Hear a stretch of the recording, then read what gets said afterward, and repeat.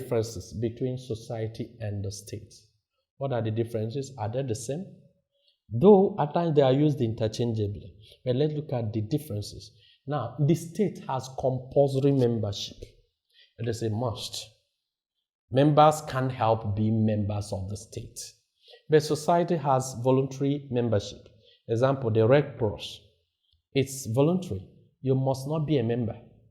Then, states have territories, defined territories, while the society does not have defined territory. Many society cut across different states. Example, can you say what's this territory of Red Cross? No. Amnesty International, it has territories all over the world. So different societies, they don't have territories. Roman Catholic Church is a society. It does not have territory. You see it in every state you go.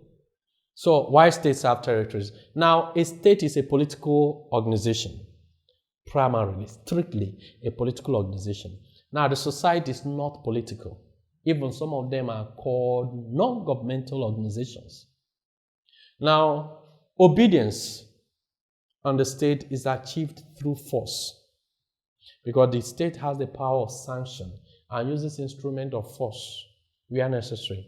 Now, obedience in society is primarily based on customs and traditions.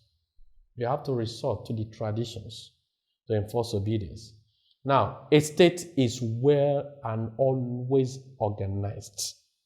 Society may not always be well organized, and that is why there are societies that may fizzle out with time. Now, state is concerned with relationship through the government. All relationship through the government is the concern of the state. Now, the society is about the whole life of man. And that is why at times man finds himself invariably in more than two societies. Because it has to do with your family, society is there, the kindred is there. So many societies are about all the whole life, all the aspects of life of man, even the school. You see different societies. So it's about the whole life of man. Now, let's look at another concept, related concept, that is nation. What is a nation? At times we say that this thing we call countries, the states, they are nations. Now, let's look at the strict sense of what a nation is. Now, a nation is a community of people with shared customs, traditions, language, religion, territory, and history. Now, these are people that are united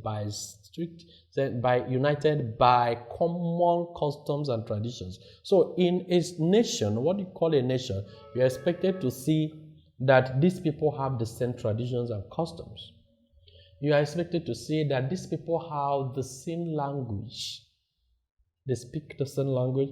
You expect to see that these people have, in most cases, the same religion.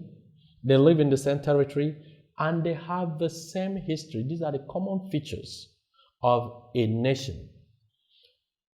And you begin to ask, why do we call states like Nigeria a nation? United States and many other countries. Actually, we don't have nations in the strict sense of it. Because if you go to every state, you see different nations that make